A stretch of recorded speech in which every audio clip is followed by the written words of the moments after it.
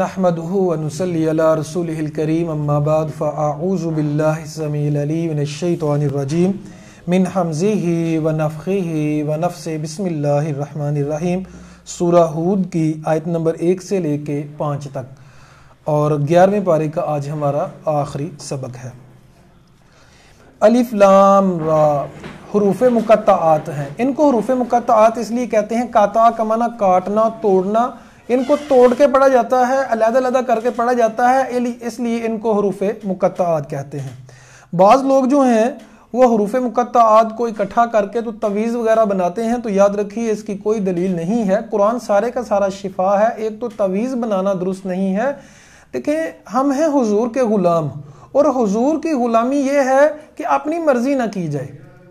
جب مالک کی ہی مرضی چلنی ہے، جب ہم نے غلامی کا پٹا گلے میں ڈال ہی لیا ہے تو پھر مرضی بھی حضور کی چلے گی، تب ہی غلامی جو ہے وہ کنسیڈر ہوگی، ورنہ وہ غلامی کنسیڈر نہیں ہوتی۔ دعویٰ کرتے رہیں تو اور غلامی کرے نہ تو یہ حضور کی غلامی نہیں ہے۔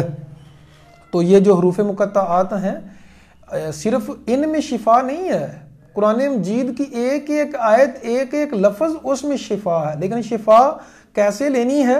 دم کر سکتے ہیں، دم کریں، اپنے تلاوت کریں، اس میں شفا ہے۔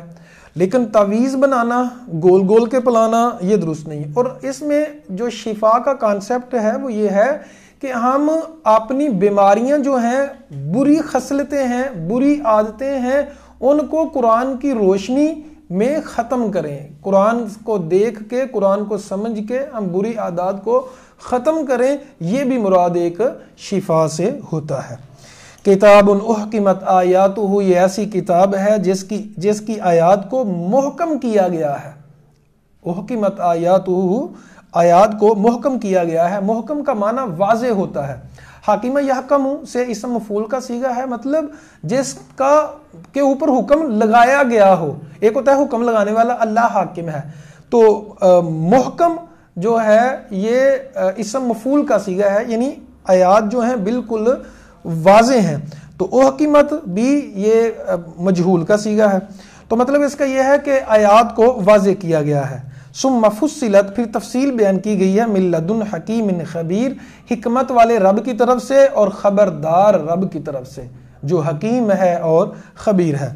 اللہ تعبدو، یہ کہ عبادت نہ کرو، الا اللہ، مگر صرف اسی کی، نہیں عبادت کرنی مگر صرف اسی کی۔ اس کا ترجمہ ہم یہ بھی کر سکتے ہیں کہ صرف اللہ ہی کی عبادت کرو، صرف اللہ ہی کی عبادت کرو۔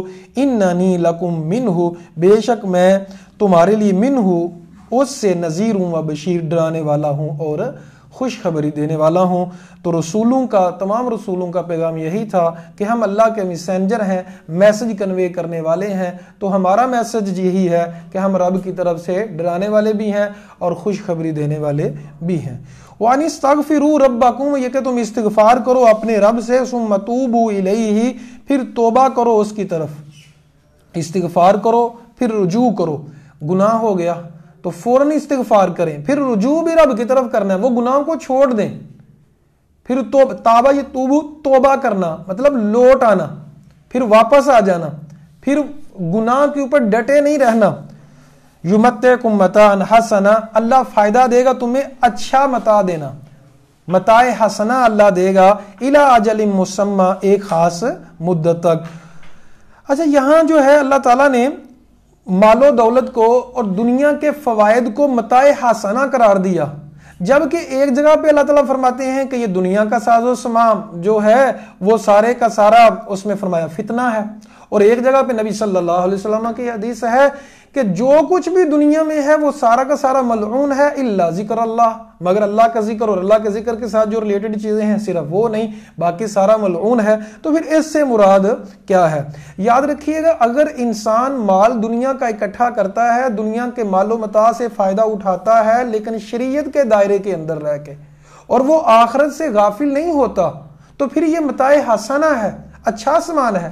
لیکن اگر وہ آخرت سے غافل ہو گیا دنیا کے مال کی وجہ سے، دنیا کے ساز و سامان کی وجہ سے، تو پھر یہ اس کے لیے فتنہ بھی ہے، آزمائش بھی ہے، اور پھر وہ ملعون ہے، پھر اللہ کی وہ رحمت نہیں ہے، پھر اللہ کا وہ فضل خاص نہیں ہے۔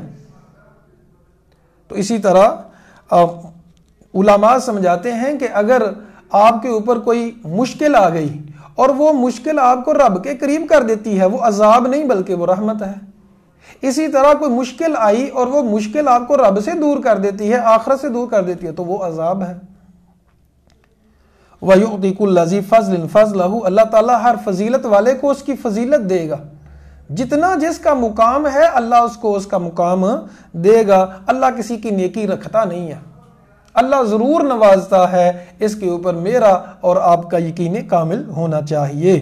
وَإِن تَوَلَّوْا، اور اگر تم پھر گئے، نئی بات اگر تم نے مانی، نہیں مانو گے اگر، فَإِنِّي أَخَافُ عَلَيْكُمْ، تو میں ڈرتا ہوں تم پر، عذاب یوم کبیر، بڑے دن کے عذاب سے، بڑے دن کے عذاب سے میں ڈرتا ہوں کہ اگر تم منہ پھیر لوگے تو بڑے دن کا عذاب تمہیں گھیر لے گا۔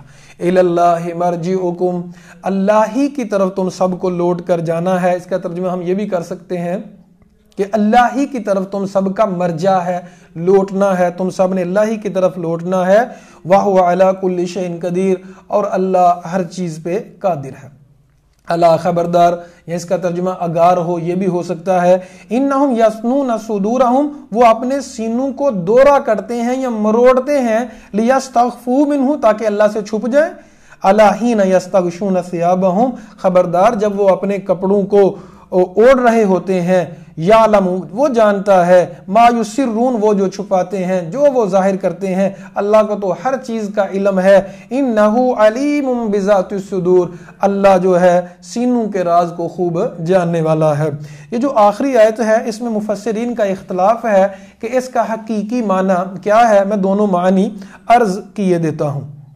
کچھ ایک مفسرین کہتے ہیں کہ اس سے مراد وہی جو پیچھے کافرین کی بات کی جا رہی ہے کہ کافر لوگ اگر تم منہ پھیرو گے اللہ تعالیٰ سے تو پھر اللہ تعالیٰ ایک تو تمہیں کیا کرے گا، اللہ تعالیٰ سزا دے گا، دوسرا تمہارے سینوں کو موڑ دے گا، تمہارے سینوں کو موڑ دے گا۔ سینوں کو موڑ دے گا مطلب تمہیں دین سے دور کر دے گا۔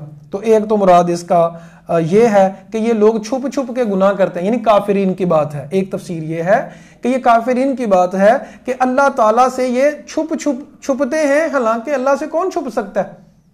اللہ سے تو کوئی چھپ نہیں سکتا۔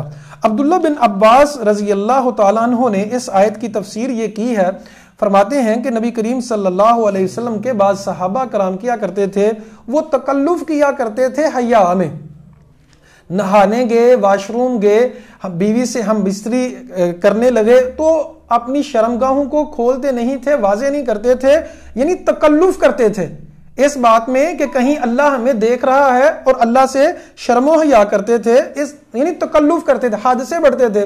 تو اللہ نے یہ آیت نازل کی کہ اللہ تو تمہیں جب کپڑے تم اتارتے ہو، جب اوڑھتے ہو، اللہ تو پھر بھی تمہیں دیکھتا ہے، تو اس تکلف کرنے کی ضرورت نہیں ہے۔ اب مفسرین نے پھر کہا کہ یہ جو ایک طرف عبداللہ بن عباس کی تفسیر ہے، ایک طرف جو مختلف تفسیریں ہیں، اب اس کا حل کیا ہے؟